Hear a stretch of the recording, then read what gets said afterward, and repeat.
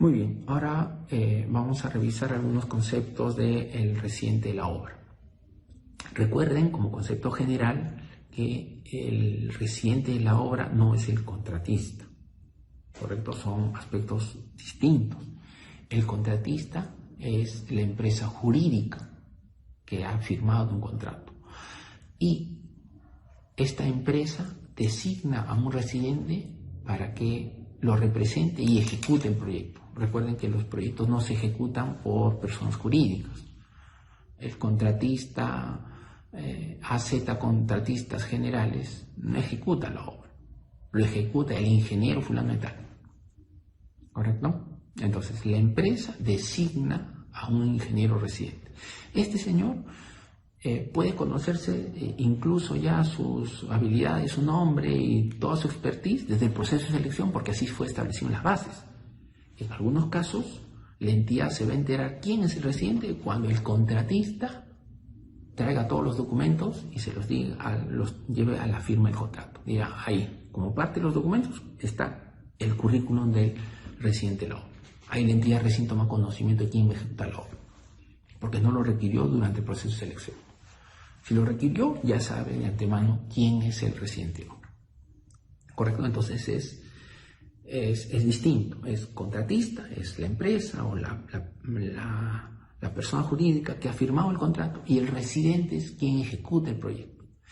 En algunos casos sí podrá ser la misma persona. Recuerden ustedes que a título personal, como ingenieros, pueden inscribirse en el OCE y saquen su cartón de ejecutor de obra y ya. Juan Pérez es ejecutor de obra y tiene su cartón por 10 millones de soles. Y gana una obra y Juan Pérez se designa residente de la obra. Entonces, en ese escenario, sí, Juan Pérez es el contratista y Juan Pérez es el residente de la obra. Perfecto, no hay problema. ¿Correcto? Entonces, hay que hacer siempre esa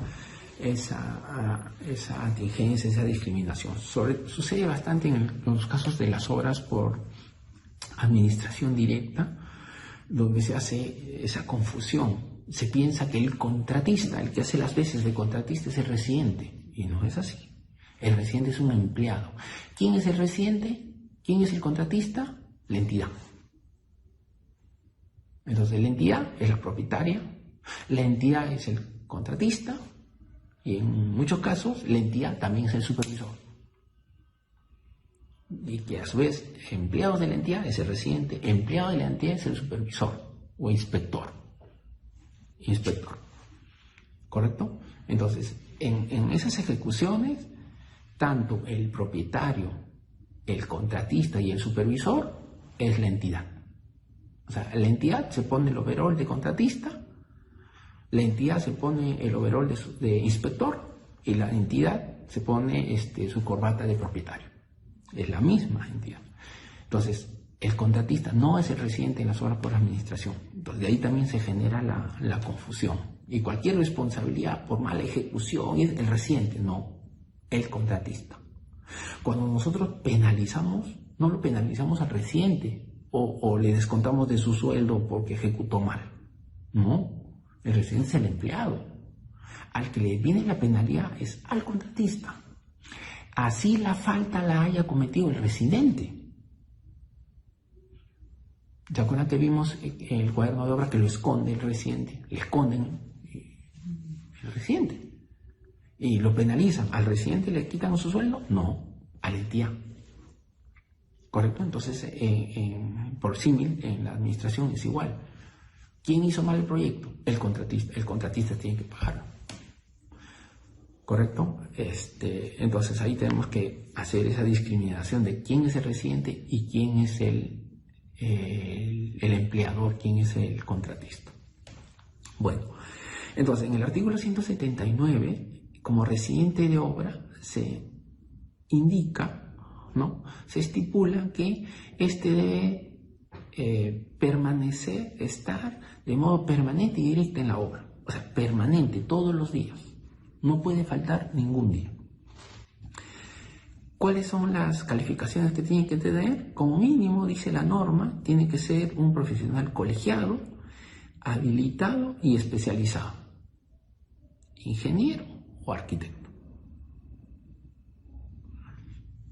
Vamos a ejecutar una obra, no sé, de repente es un colegio o es una posta médica de 2, 3, 4 ambientes. De repente el arquitecto que lo diseñó, de repente tiene las habilidades para construirlo, ¿ya? Y el residente de la obra puede ser un arquitecto. Perfecto. Pero, ¿qué pasa si la especialidad es distinta? Por ejemplo, vamos a construir un puente. ¿Podrá ser el arquitecto el residente? Tengo mis dudas. De repente hay arquitectos que tienen, por esas cosas de la vida, se han dedicado a construir puentes. Ya está, tiene el expertise. Pero de plano, no el título ya cubre ese requisito. Y lo mismo sucede en ingeniería. Cuando digamos se necesita un residente, se tiene que indicar la especialidad. Porque si no se dice, y más en aquellos concursos donde la entidad no exige durante el proceso de selección, se identifica al residente, sino simplemente a la firma del contrato se entera, de repente es la construcción de un puente y se designa un ingeniero colegiado, habilitado, pero es un ingeniero mecatrónico, es un ingeniero economista, o es un ingeniero forestal. Igual puede ser en el caso del arquitecto, ¿no? Que tú digas, ya, pues puede ser que toda su vida se ha dedicado a esto. Entonces, solo el título de ingeniero no le da esa calificación de especialidad. Tiene que agregarse algo más. Dependiendo del tipo de obra, le podré agregar. Entonces, no solo los civiles tendrán pues el monopolio de la residencia, sino dependiendo del tipo de obra. Si es una obra de electrificación, un ingeniero electricista, electrónico, de repente, ya está. Si es una obra de saneamiento, igual. Si es, no sé, pues una obra de riego, bueno, pueden haber varias especialidades de ingeniería que pueden cumplir esta habilidad. Entonces, no solo el hecho de que diga ingeniero ya cubre la especialidad, debe adicionarse algo más, pero eso tiene que estar indicado en las bases. Luego dice que tiene que contar con la conformidad de la entidad. Esta conformidad ya va a estar indicada en el proceso de selección si es que ahí se exigió, o cuando el contratista lleve los documentos y presente a su residente, se firma el contrato, ok, forma parte, ya lo revisó. Entonces quiere decir que alguien ha revisado ese currículum, cumple con las expectativas de la entidad y se anexa al contrato como un anexo el currículum del residente. Lo que sigue el reglamento indica es que el residente de la obra tiene que tener más de 2 años en la especialidad. Y esto no es un requisito corto, poco, no es regular, dependiendo del tipo de obra también, ¿no? Por ejemplo, si es un puente, deberá el residente entonces cumplir 2 años como residente que tenga experiencia construyendo puentes, 2 años. Si es una central hidroeléctrica, 2 años construyendo centrales hidroeléctricas. No quiere decir que tiene 2 años de colegiado, no es de colegiado, sino 2 años en la especialidad, ¿correcto? Todas estas cosas deben estipularse en las bases, aclaradas ahí, y si existiera alguna duda, inquietud, el contratista tiene la obligación, en ese caso el postor, los postores tienen la obligación de hacer todas las consultas y que quede definido y zanjado ese tema. Luego el residente no está facultado, dice, para pactar modificaciones al contrato y no puede prestar servicios en más de una obra a la vez, salvo en el caso de obras convocadas por paquete. Es decir, la entidad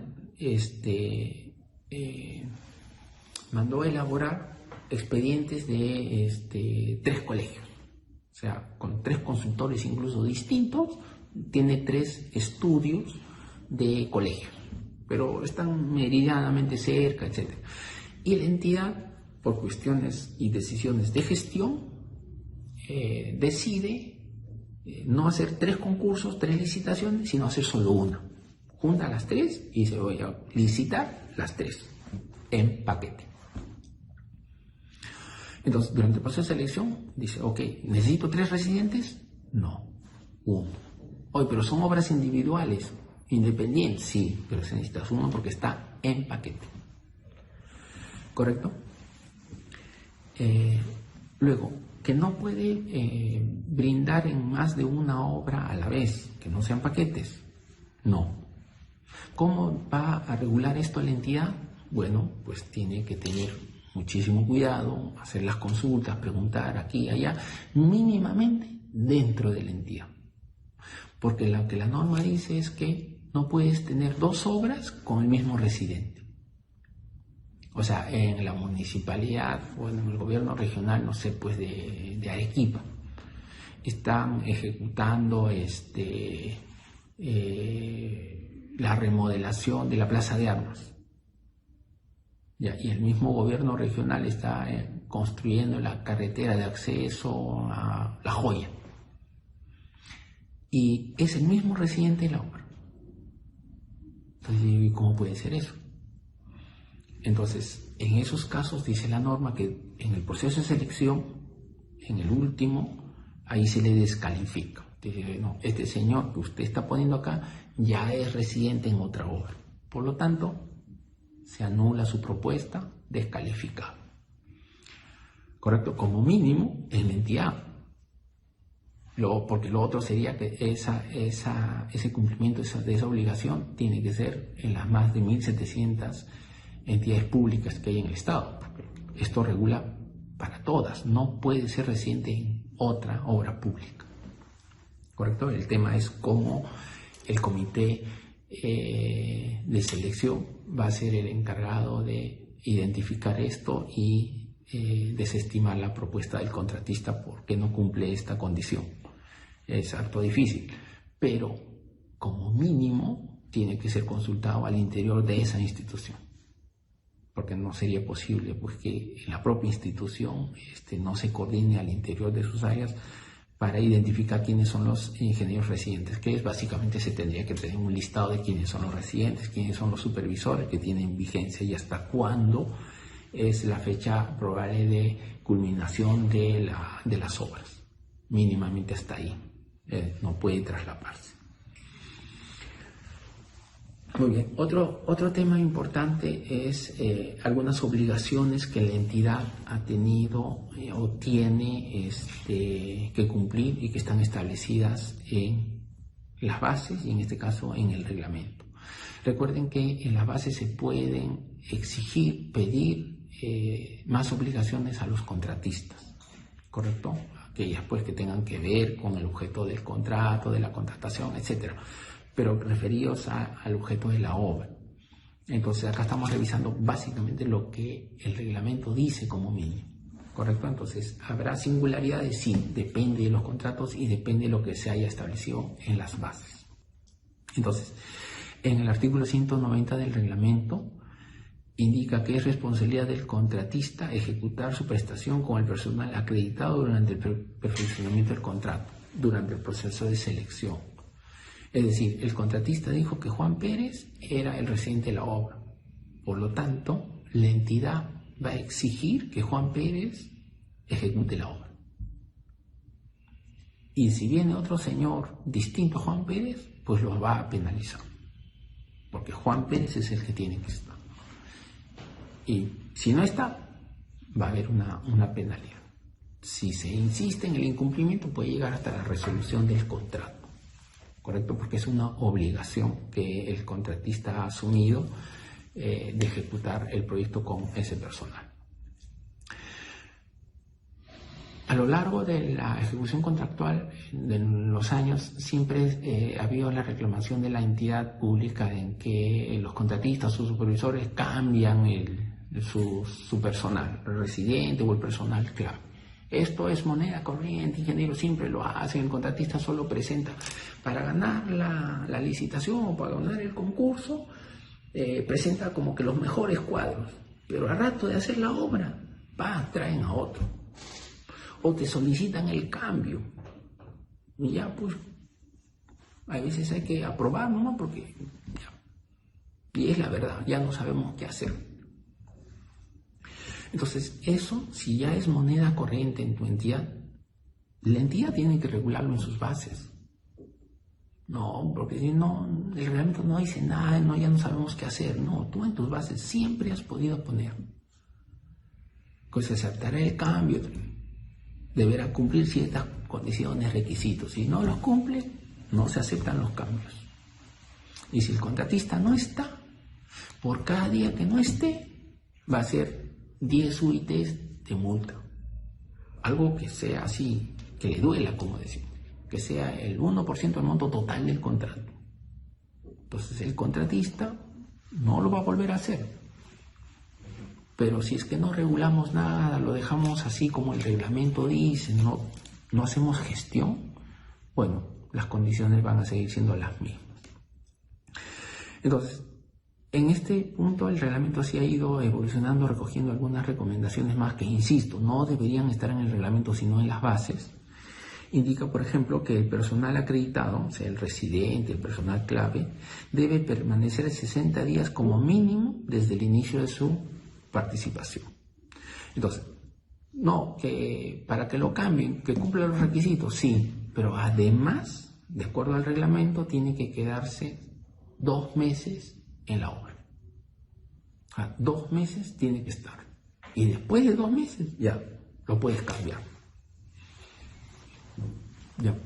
Eso, digamos, los va a controlar en aquellos casos donde los contratistas, como me suelen comentar, usan el currículum simplemente para ganar y una vez que ganan ponen a otro. Bueno, en ese escenario van a tener que estar 2 meses. Y de ahí, bueno, ya lo pueden cambiar. Luego agrega la norma en el artículo 190 que el contratista puede solicitar cambio de profesional propuesto, en cuyo caso el perfil de reemplazante no afecte las condiciones que motivaron la selección del contratista. Entonces acá tenemos que tener mucho cuidado, porque si al contratista, por ejemplo, le pedimos en las bases que tenga 4 obras similares de haber ejecutado, es decir, estamos construyendo un puente, que haya construido 4 puentes similares, y el postor presenta a su residente que ha construido 6 puentes similares. Ya, mejor, no sé si hubo más puntaje por más puentes o simplemente era la valla, tienes más de 4, calificas, ya está. Pero este contratista dijo, mi residente es más, ha hecho 6 puentes similares y presenta 6 puentes. Al momento de buscar el cambio, el nuevo va a tener que cumplir o los 4 puentes que decía en las bases, con lo cual era la valla para calificar, o los 6 que el contratista había acreditado. ¿Correcto? Entonces, el perfil de reemplazante debe cumplir las condiciones de lo que motivaron darte la buena pro. ¿Cuántos presentaste tú? 6. Entonces tienes que buscar a un residente que cumpla con ese nivel de exigencia que tú has puesto en tu oferta. Pusiste 6. Tienes que buscar a un residente que tenga 6 puentes similares o más. Bien, ¿y cuál es el procedimiento para hacer el cambio? Porque sí se puede hacer el cambio. Dice que la solicitud tiene que ser como mínimo en 5 días de conocido el hecho que motiva la sustitución. O sea, el residente, ¿qué le pasó? No, se quiere ir simplemente, encontró otro trabajo donde le iban a pagar más y era por más tiempo. Bueno, ¿y cuándo te lo dijo? Me lo ha comunicado hoy día. Hoy día, sí, ya, cosas. En los siguientes 5 días se lo tienes que decir a la entidad. Y decirle, oye, ¿sabes qué? Hace 4 días el residente ha presentado su carta de renuncia por esto. Entonces, solicito el cambio. ¿Correcto? Porque lo que la norma está diciendo, oye, no pueden ser más de 5 días, no puedes decir, oye, el residente ha renunciado. ¿Cuándo? Hace 30 días. Y recién me dices. ¿correcto? Eso es lo que regula el reglamento. Y la entidad tiene 8 días para aprobar esta solicitud. Si no se pronuncia, queda aprobada la solicitud. Entonces, recuerden que 8 días, y recuerden que como ahí dice días, son días calendarios, no son días útiles, son calendarios. Si son útiles, en la norma tiene que decir expresamente días útiles. Como no lo dice, dice simplemente 8 días, son 8 días calendarios. Entonces, imagínense, la entidad no trabaja sábado y domingo. Imagínense como nuestro último fin de estos días, el 28 de julio, que es feriado, cayó martes. La solicitud fue presentada el jueves pasado. Entonces jueves, se cuenta el viernes, sábado, domingo, 8 días, pero ya el sábado y domingo no va. El lunes 27 inicialmente era declarado feriado. Vamos a asumir que lo declararon feriado, 3 días. El martes 28 de julio era feriado. Y el 29 de julio también feriado. Ya van 5 días feriados. Con lo cual a la entidad le quedaban solo 3 días útiles. ¿Correcto? Entonces, ¿qué pasa si la entidad firmó contrato con el gobierno regional de Cajamarca para la ejecución de la carretera y la solicitud la dirige al gobierno regional de Cajamarca y no indica que está yendo al presidente, al secretario general, al director regional de transportes y comunicaciones, al gerente de infraestructura? Simplemente dice gobierno regional de Cajamarca, solicito cambio de residente de obra carretera tal, contrato tal. Ya está. Y lo presenta en mesa de partes. Y el de mesa de partes, que no lo han instruido en esos menesteres, él simplemente dice, gobierno, ¿a quién va dirigido? Y el chico que está presentando, a él se lo han instruido y le dice, si te preguntan, dile que va al presidente. Entonces, como dice el gobierno regional, asume, y porque le pregunta al que está presentando, dice, ¿a quién va esto? Al presidente. Uy, pues no le han puesto. Sí, pero está yendo al presidente. Bueno, ya lo recibe, porque lo tiene que recibir, e internamente lo dirige al presidente. Y el presidente, a través de sus asesores, su secretario general, después de 2 o 3 días, dicen es una carretera, pasa al director regional de transportes. El director regional de transportes dice, nosotros no estamos haciendo este contrato, sí, esta carretera se enchota, así todo, pero no, acá no es. Debe ser de infraestructura, devuélvelo, pásale a infraestructura. Hasta que llegue infraestructura, el agente de infraestructura dice, sí, este es nuestro contrato, pase al administrador del contrato, al coordinador de la obra. El coordinador de la obra está en visita a la obra en Chota. Y hasta que regresa a su oficina para darle trámite a ese expediente, pasaron pues más de 15 días. Y la norma dice, si no se pronuncia en 8 días, aprobada la solicitud. ¿Correcto? Ya está. Y de repente el residente no cumple los requisitos, con lo cual sería descalificado, no aceptado el cambio. Pero como no se lo dijiste, le aceptaste el cambio, ya está. Entonces tienen que tener muchísimo cuidado en la designación también de mesas de partes, de redirigir, direccionar adecuadamente el trámite que el administrado esté realizando. Y esto ya lo ha establecido el Tribunal Constitucional en 2 sentencias que ha tenido. El administrado puede errar en la dirección del documento, porque no sabe cómo es al interior de la institución. El pedido puede ir al ministro, y el ministro tiene que redirigirlo y llevarlo al área correspondiente. No pueden decir, denegado tu pedido porque no lo has pedido al área correspondiente. No, el Tribunal Constitucional ya lo estableció en por lo menos 2 de sus sentencias, que tiene la obligación, la entidad, de redireccionar el pedido. Porque el administrado, nosotros, podemos errar en la solicitud a quien le estamos pidiendo. ¿correcto? Entonces tenemos que tener muchísimo cuidado con esto. Recogemos una buena experiencia en la Contraloría, por ejemplo, cuando se presentan adicionales, la Contraloría, el de mesa y partes, no te lo recibe así, ya te pone el sello y anda. No, viene un funcionario y te revise todo, porque sabe que es un documento que tiene plazos perentorios y tiene que ir directamente al área usuaria.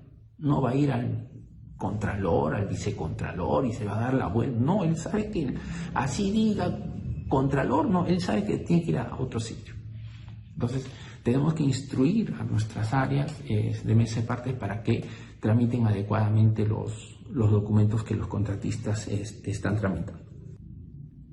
Si el residente de la obra no está, como se indica, de forma permanente, porque esa es una condición que ha establecido las bases y el reglamento, se le aplica una penalidad no menor de media UIT ni mayor de una UIT por cada día de ausencia del personal clave, entre ellos el residente. Entonces, antiguamente esto no estaba, y en estos cursos que hemos dictado con el ICG me decían, ingeniero, pero el residente nunca está, y te sucede siempre. Todos los contratos de ingenieros, los contratistas son unos vivos, nunca ponen al residente. Está un asistente, está un bachiller, hasta el maestro de obra está haciendo la obra, pero el residente nunca está. ¿Y por qué no haces algo tú? No, el reglamento no dice nada. Ya, pero tú ponlo pues en las bases, que por cada día que no esté el residente le vas a poner una penalidad. Tú di la penalidad. 10 UITs, 10% del monto de la valorización, 1% del monto total del contrato, para que le duela y nunca más lo haga. No, eso no está en el reglamento, ingeniero. Bueno, ha pasado el tiempo y el reglamento lo ha puesto. ¿Cuánto ha puesto? Media UIT y una UIT. ¿Cuánto es esto? Poco más de 2.000 soles. Si fuera una UIT, si es media UIT, 2.000 soles. Si es una UIT, 4.200 o lo que corresponda. Pero ¿eso será suficiente? Depende del tipo de obra. Si es una obra de 10 millones y donde la utilidad del contratista es regular, pero el residente dice, oye, pucha, tengo que ir a apagar un incendio de la contratista en otra obra, que la cosa está que quema, está terrible, tengo que ir a ayudar, y los dueños, los accionistas de la empresa dicen, no, anda, oye, pero me van a poner una penalidad, mira, son como 2.000 soles por cada día que no esté. Mira, ya voy a perder varios millones. ¿Cuánto va a ser tu penalidad un mes que no estés acá? Va a ser de 60.000 soles. Ya, ¿dónde pago? Yo lo voy a pagar. No por 60.000 soles voy a arriesgarme a perder varios millones, porque tú tienes la expertise. Y ya tomó la decisión. Finalmente el residente no está. Pero si la penalidad hubiese sido tan alta, el mismo contratista, les digo, le va a poner un grillete al residente y le va a prohibir que se mueva de la obra. O le va a trasladar la penalidad. Oye, si tú te vas y a mí me penalizan, yo te lo quito de tu sueldo. Bueno, no se puede hacer, pero de alguna forma la empresa lo va a presionar al residente para que éste no se mueva. ¿Correcto? Luego indica la norma que el perfil del reemplazante no debe afectar las condiciones que motivaron la selección. Recuerden que ya les he dicho que en el caso de puentes, por ejemplo, si tú has ofertado que tu residente tiene 8 puentes similares, el reemplazante tendrá que tener 6 o los 8 que propusiste. Así las bases hayan dicho que solo eran necesarios 4. Vamos a hacer algunas interrogantes, a ver cómo nos está planteando estas situaciones. Se consulta, ¿el contratista puede solicitar el reemplazo del profesional bajo el mismo cargo en reiteradas oportunidades o existe un límite? O sea, pido reemplazo y el que me reemplaza estuvo un par de días, no fue bien, ya pido el reemplazo del residente 2 veces y ese no, ya reemplazo del reemplazo. ¿Tiene un límite? ¿Existe un límite? O sea, de manera expresa la norma no lo regula, O sea, no dice tendrás una oportunidad para reemplazar o 2 oportunidades, o no dice nada. Entonces, en teoría, sí puede pedir varios reemplazos. Lo que sí se tiene que tener en cuenta es que la norma ahora ha establecido que el personal clave tiene que estar 60 días en la obra. 60. Con eso, digamos, van a tener más restricción de los cambios. O sea, uno va a estar 60 días si solicitas el cambio. El otro podrá estar 10 días. No, tiene que estar 60. Y ahí de nuevo solicitará el cambio. Ahora, recuerden que los cambios tienen que estar justificados. Tiene que haber una justificación expresa del por qué están cambiando. Y eso tiene que ser, pues, evidenciar esa idoneidad del cambio por la entidad. ¿Correcto? Otra consulta dice, corresponde aplicar penalidad bajo el término de ausencia personal. O sea, no está, lo puedo penalizar debido a no considerar válida su presencia en obra por su condición de no hábil, expedida por el Colegio de Ingenieros. Es decir, yo lo puedo penalizar al residente, al supervisor, como no hábil, entendiéndose que el no hábil es el profesional que no está al día en el Colegio de Ingenieros, no ha pagado sus cuotas sociales, por lo tanto es no hábil, no tienes facultad, de acuerdo a ley, de ejercer la profesión de ingeniería, porque eres inhábil, no has pagado. ¿Correcto? Entonces, por ese hecho le podemos penalizar al contratista. Contratista le digo, ¿sabes qué? Tu ingeniero iba al Colegio de Ingenieros y es no hábil, no ha pagado sus cuotas sociales. Te penalizo por ese evento. O considero que el residente, a pesar que está, yo considero que no está porque es inhábil. Entonces, asumo que no está y por cada día que no está o está no has pagado la cuota social, te penalizo. ¿Correcto? Entonces, esta es una consulta que se ha hecho al OCE, y el OCE emitió la opinión 225 del año pasado, donde indica que no lo puedes penalizar porque ese señor sí está. Lo que sí hay un incumplimiento es de otra ley, la ley del ejercicio profesional, donde este señor, para ejercer la profesión de ingeniería, tiene que estar habilitado y no lo está. Entonces, tú le puedes determinar responsabilidad por ese hecho. Le dirás, cambien de residente.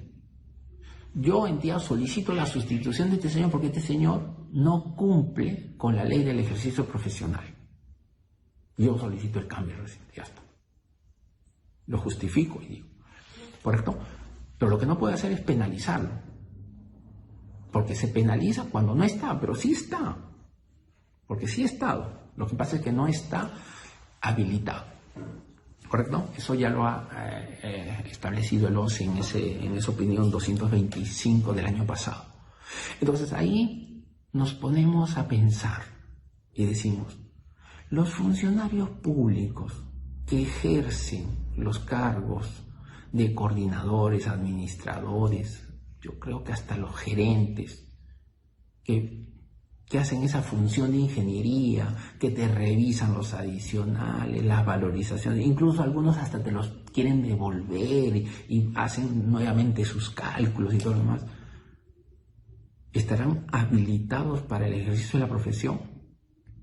Entonces tendríamos que revisarlo. El administrador del contrato fulano y tal, el funcionario tal, no está al día en sus aportes sociales. Por lo tanto, solicito que lo cambie o lo que emita su opinión no vale, porque está inhabilitado en el ejercicio de la profesión. ¿Correcto? Entonces, las entidades también tienen que revisar que sus funcionarios sean habilitados para que puedan ejercer la profesión como tal. Muy bien. Otra consulta Dice: los eventos de caso fortuito y fuerza mayor de enfermedad súbita, no prevista y de renuncia irrevocable del profesional ofrecido, respectivamente, pese a no ser controlables por el empleador, ¿no?, le hace contratista, pueden dar lugar a penalizar al contratista. O sea, ha habido un evento fortuito de fuerza mayor, de enfermedad, hasta muerte. ¿Lo penalizo al contratista? ¿Correcto? Entonces, lo que la norma dice es: oye, tú, conocido el hecho, ¿correcto?, tienes 5 días para comunicarme, solicitarme el cambio. Entonces, ese caso fortuito de fuerza mayor sí puede ocurrir, y en cuyo caso la norma no indica para que se penalice al contratista. Entonces, no le puedes aplicar penalidad en los casos fortuitos, donde el contratista pues acredite que ha habido un hecho fortuito, ¿correcto? Y lo que tiene que hacer es buscar el reemplazo que cumpla todas las exigencias establecidas en las bases y en el contrato. Eso es lo que el contratista tiene que hacer. Gracias.